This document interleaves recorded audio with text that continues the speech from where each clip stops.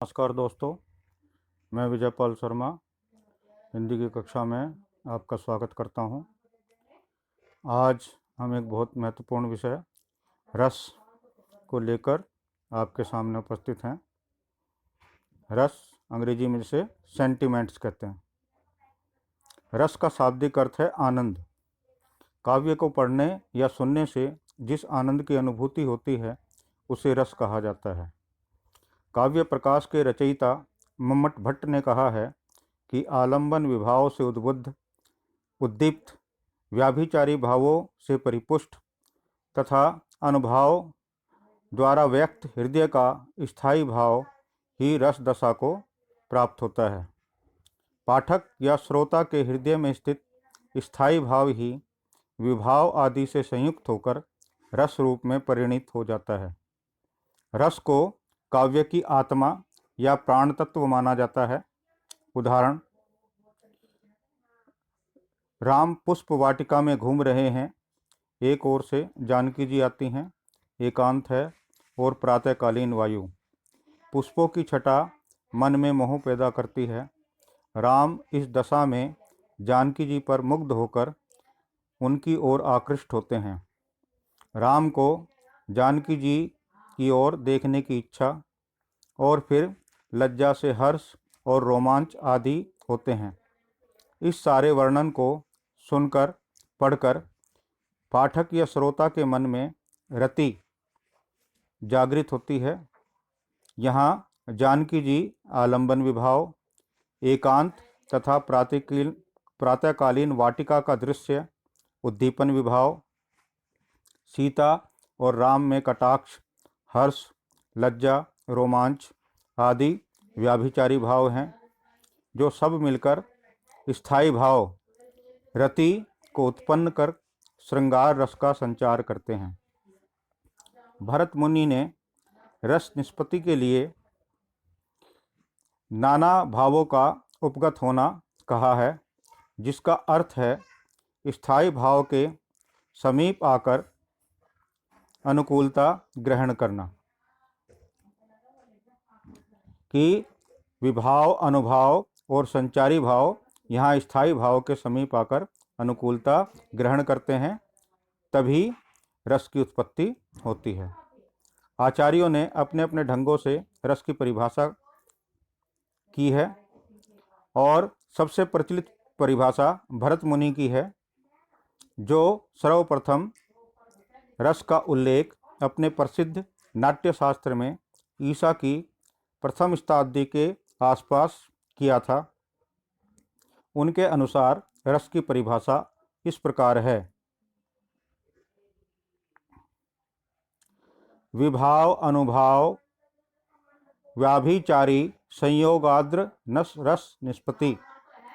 नाट्यशास्त्र के अनुसार विभाव, अनुभाव और व्याभिचारी भाव के संयोग से रस की निष्पत्ति होती है। रस के अंग। रस के 4 अंग हैं: विभाव, अनुभाव, व्याभिचारी भाव और स्थायी भाव। सबसे पहले विभाव को हम देखेंगे। जो व्यक्ति, पदार्थ अथवा बाह्य विकार अन्य व्यक्ति के भावों हृदय में भावोद्रेक करता है, यानी भाव उत्पन्न करता है, उन कारणों को विभाव कहा जाता है। दूसरे शब्दों में स्थायी भावों के उद्बोधक कारण को विभाव कहते हैं। विभाव के 2 भेद होते हैं, पहला आलंबन विभाव, दूसरा उद्दीपन विभाव। पहला इसमें आलंबन विभाव, जिसका आलंबन या सहारा पाकर स्थायी भाव जगते हैं, उन्हें आलंबन विभाव कहते हैं, जैसे नायक नायिका। आलंबन विभाव के 2 पक्ष होते हैं, आश्रयालंबन और विषयालंबन। जिसके मन में भाव जगे वह आश्रयालंबन कहलाता है, जिसके प्रति या जिसके कारण मन में भाव जगे वह विषयालंबन कहलाता है। उदाहरण, यदि राम के मन में सीता के प्रति रति का भाव जगता है तो राम आश्रय होंगे और सीता विषय। दूसरा इसमें भेद है उद्दीपन विभाव। जिन वस्तुओं या परिस्थितियों को देखकर स्थायी भाव उद्दीप्त होने लगता है, उद्दीपन विभाव कहलाता है। जैसे चांदनी, कोकिल कूजन, एकांत स्थल, रमणीक उद्यान, नायक व नायिका की शारीरिक चेष्टाएं आदि। अब अनुभाव की चर्चा करेंगे। आलंबन और उद्दीपन विभावों के कारण उत्पन्न भावों को बाहर प्रकाशित करने वाले कार्य अनुभाव कहलाते हैं। दूसरे शब्दों में मनोगत यानी मन में छिपे भावों को व्यक्त करने वाले शारीरिक विकार अनुभाव कहलाते हैं। अनुभावों की संख्या 8 मानी गई है। पहला स्वेद, दूसरा स्तंभ, तीसरा रोमांच, चौथा स्वरभंग, पांचवा कंप, छठा विवर्णता यानी रंगहीनता, सातवां अश्रु, आठवां प्रलय, आठवां प्रलय संज्ञाहीनता या निश्चेष्टता। यानी ये 8 अनुभवों के भेद हैं। अनुभवों के यानी अनुभव हैं, ये 8 तरह के अनुभव हैं। अब अनुभवों के भेद। अनुभव के 4 भेद हैं। कायिक यानी शारीरिक, मानसिक मन से उत्पन्न, वाचिक बोलने से, और आहार्य यानी ग्रहण करने से या व्यवहारिक। अब तीसरा है इसमें व्याभिचारी या संचारी भाव। मन में संचरण करने वाले, आने जाने वाले भावों को संचारी या व्याभिचारी भाव कहते हैं। व्याभिचारी या संचारी भाव स्थायी भावों के सहायक हैं, जो कि अनुकूल परिस्थितियों में घटते या बढ़ते रहते हैं। आचार्य भरत मुनि ने इन भावों के वर्गीकरण के 4 सिद्धांत माने हैं। देश, काल और अवस्था, उत्तम, मध्यम और अध्यम प्रकृति के लोग। तीसरा आश्रय की अपनी प्रकृति और अन्य व्यक्तियों की उत्तेजना के कारण अथवा वातावरण का प्रभाव। और चौथा है स्त्री और पुरुष के अपने स्वभाव के भेद। उदाहरण जैसे निर्वेद, शंका और आलस्य आदि स्त्रियों या नीच पुरुषों के भाव हैं। गर्व आत्मगत संचारी भाव है। भरत मुनि अमर्ष परगत संचारी और आवेग या त्रास काल अनुसार संचारी है। भरत मुनि के अनुसार अन्य आचार्यों के मत से पानी में उठने वाले या अपने ही आप विलीन होने वाले बुदबुदों यानी बुलबुलों जैसे ये संचारी या व्याभिचारी स्थायी भावों के भेदों के अंदर अलग अलग भी हो सकते हैं। एक स्थायी भाव के संचारी दूसरे में भी आ जाते हैं। जैसे गर्व, श्रृंगार स्थायी भाव रति का रस में भी हो सकता है और वीर रस में भी। संचारी भावों की संख्या। संचारी भावों की कुल संख्या 33 मानी गई है। हर्ष, दूसरा विषाद, तीसरा त्रास जिसको भय या व्यग्रता कहते हैं, चौथा लज्जा, पांचवा ग्लानि, छठा चिंता, सातवां शंका, आठवां असूया अर्थात एक दूसरे के उत्कर्ष के प्रति असहिष्णुता या असहनशीलता, नवां अमर्ष विरोधी के अपकार करने की अक्षमता से उत्पन्न दुख, 10वां मोह, 11वां गर्व, 12वां उत्सुकता, 13वां उग्रता, 14वां चपलता, 15वां दीनता, 16वां जड़ता, 17वां आवेग, 18वां निर्वेद, निर्वेद का अर्थ है अपने आप को कोसना या धिक्कारना, 19वां धृति, धृति का अर्थ होता है घृति का अर्थ है इच्छाओं की पूर्ति, चित्त की चंचलता का अभाव, 20वां मति, 21वां विबोध चैतन्य या लाभ, 22वां वितर्क, 23वां श्रम, 24वां आलस्य, 25वां निद्रा, 26वां स्वप्न, 27वां स्मृति, 28वां मद, 29वां उन्माद, 30वां अवित्था हर्ष आदि भावों को छिपाना, 31वां अपस्मार यानी मूर्छा, 32वां व्याधि यानी रोग और 33वां मरण। स्थायी भाव, मन के विकार, मन का जो विकार है वो भाव है। भरत मुनि ने अपने नाट्य शास्त्रों में भावों की संख्या 49 कही है, जिसमें 33 संचारी या व्याभिचारी, 8 सात्विक और शेष 8 स्थायी भाव हैं।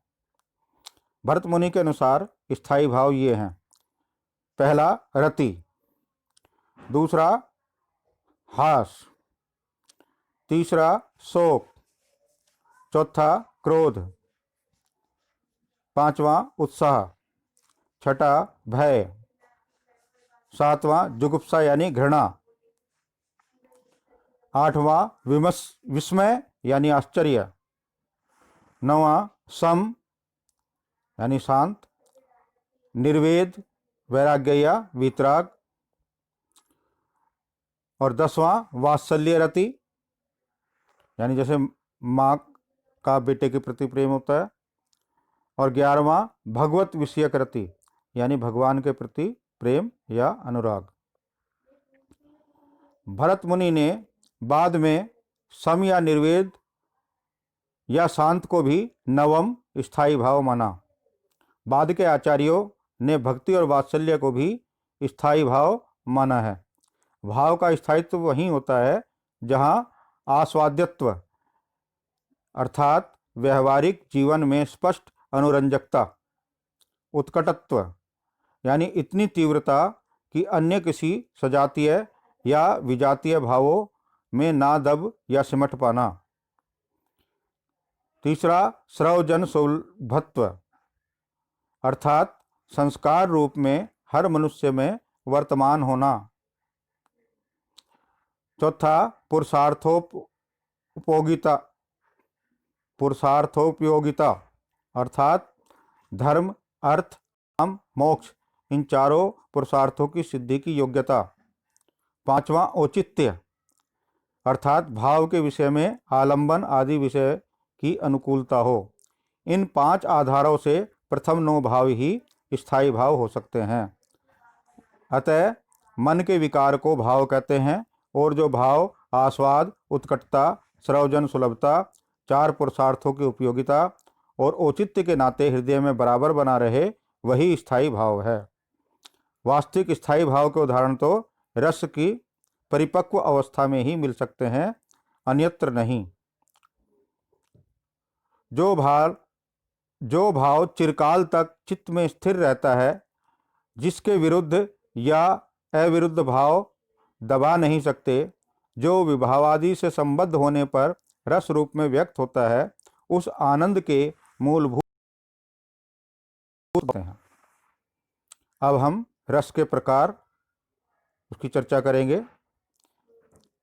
वर्तमान समय के अनुसार रस के 11 भेद हैं।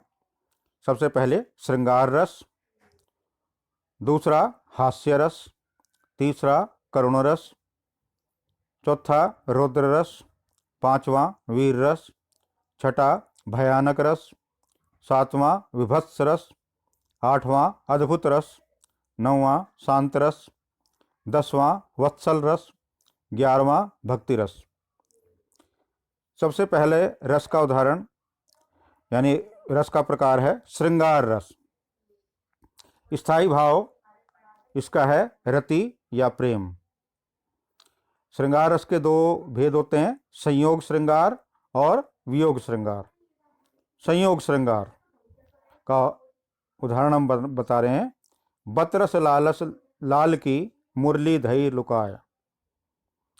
बतरस लालच लाल की मुरली धरी लुकाय।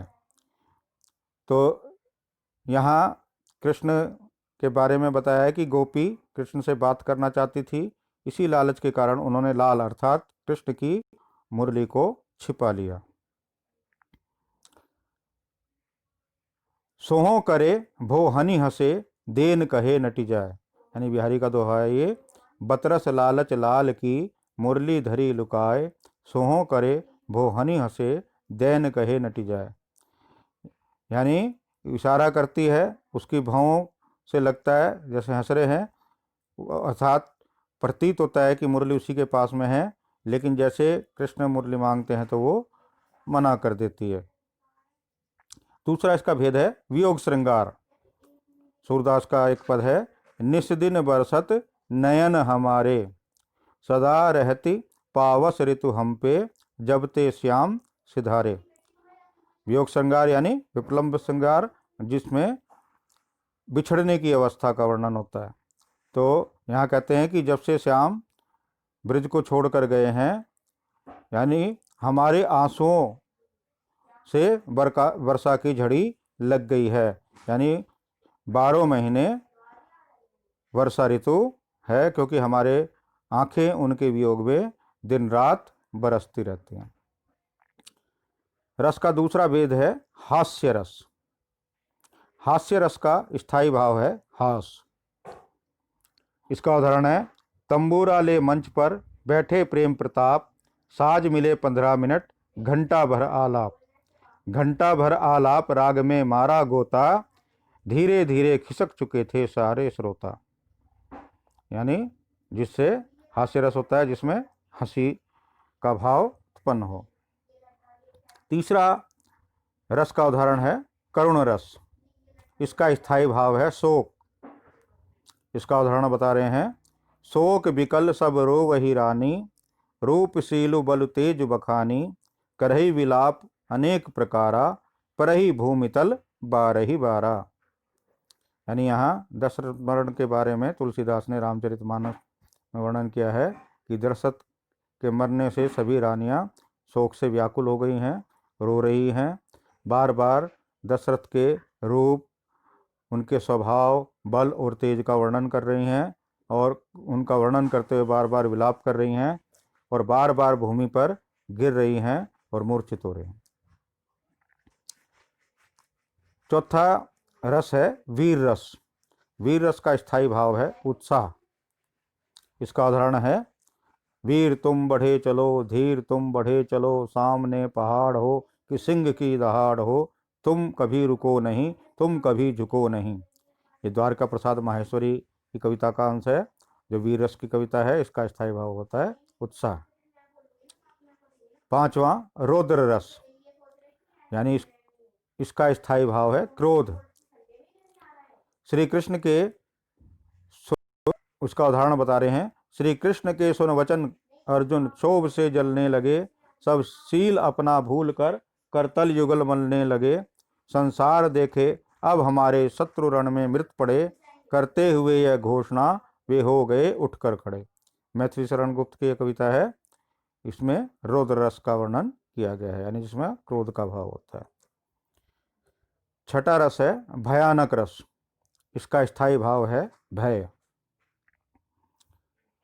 उधर गरजती सिंधु लहरियां कुटिल काल के जालों सी, चली आ रही फेन उगलती फन फैलाए व्यालों सी। ये जयशंकर प्रसाद की कविता है, जिसमें स्थायी भाव भय की उत्पत्ति हुई है और भयानक रस उत्पन्न हुआ है।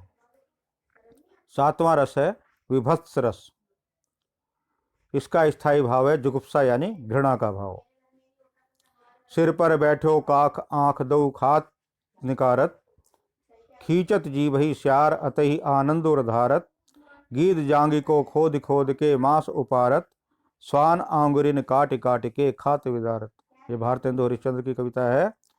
इसमें रण के मैदान का वर्णन किया गया है कि किस तरह से मृत शवों पर बैठकर कौवे जो है आंखों को निकाल रहे हैं, श्यार जो है जीभ को खींच रहे हैं, उनके मन में आनंद है, गिद्ध जो है जांग को खोद खोद के उनका मांस निकाल रहा है, और कुत्ते उंगलियों को काट काट के खाकर यानी शव की दुर्दशा कर रहे हैं। तो इसमें घृणा का भाव उत्पन्न होता है, जिससे विविध रस की उत्पत्ति होती है। आठवां है अद्भुत रस। इसका स्थायी भाव है विस्मय, आश्चर्य।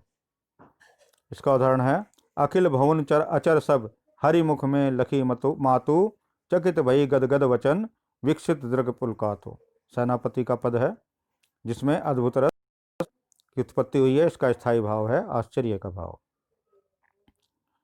नवा है शांत रस, यानी जितने भी भक्ति के पद होते हैं उसमें शांत रस होता है।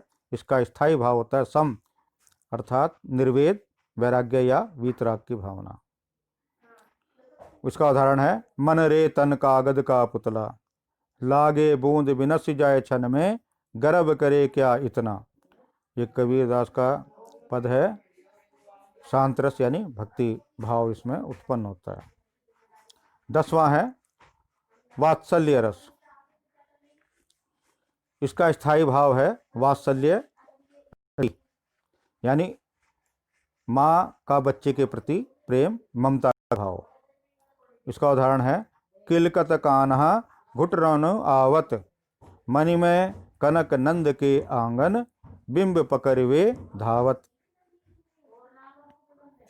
तो ये इसमें वात्सल्य भाव है और वत्सल रस है। 11वां है भक्ति रस, यानी भगवत विषयक रतिया अनुराग, भगवान के प्रति प्रेम। इसका उदाहरण है राम जपू राम जपू राम जपू बावरे, घोर भव रिधि नाम निज नावरे। तो इसमें भगवान की भक्ति का वर्णन होता है। तो भगवान के प्रति प्रेम का भाव उत्पन्न होता है, भक्ति रस इसको माना जाता है। अब थोड़ा सा हम बता दें रस के बारे में। सबसे पहले श्रृंगार रस को रसों का राजा यानी रसपति कहा जाता है।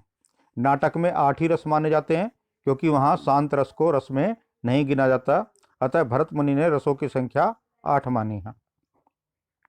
भरत मुनि ने केवल 8 रसों की चर्चा की है, लेकिन आचार्य अभिन्न गुप्त 950 से 1020 ईस्वी में नवमो अपि शांतो रस कहकर 9 रसों को काव्य में स्वीकार किया, यानी शांत रस को उन्होंने काव्य में स्वीकार किया है। उसके अलावा चौथा इसका पॉइंट है कि श्रृंगार रस के व्यापक दायरे में वत्सल रस और भक्ति रस रहते हैं। क्योंकि श्रृंगार रस बहुत ही व्यापक है, रसराज माना गया, तो उसमें वात्सल्य भाव और भगवान के प्रति जो भक्ति भाव है, तो वो यानी वत्सल रस और भक्ति रस आ जाते हैं। इसलिए रसों की संख्या 9 ही मानना उपयुक्त है। रस के संबंधी अन्य तथ्य। भरत मुनि पहली सदी को काव्य शास्त्र का पहला आचार्य माना जाता है। सर्वप्रथम आचार्य भरत मुनि ने अपने ग्रंथ नाट्य शास्त्र में रस का विवेचन किया। उन्हें रस संप्रदाय का प्रवर्तक माना जाता है। भरत मुनि के कुछ प्रमुख सूत्र। विभाव अनुभाव व्याभिचारी संयोगाद रस निष्पत्ति। विभाव अनुभाव व्याभिचारी यानी संचारी के संयोग से रस की उत्पत्ति होती है। नाना भावोपगमाद रस निष्पत्ति। नाना भावोपहिता अपि स्थायिनो भावा रसत्वमाप्नुवन्ति। अर्थात अनेक भावों से के उपागम यानी निकट आने या मिलने से रस की उत्पत्ति होती है। नाना यानी अनेक प्रकार के भावों से युक्त स्थायी भाव रस की अवस्था को प्राप्त होते हैं। एक और परिभाषा है विभाव अनुभाव व्याभिचारी परिवर्तय स्थायी भावो रस नाम लभते नरेंद्रवत।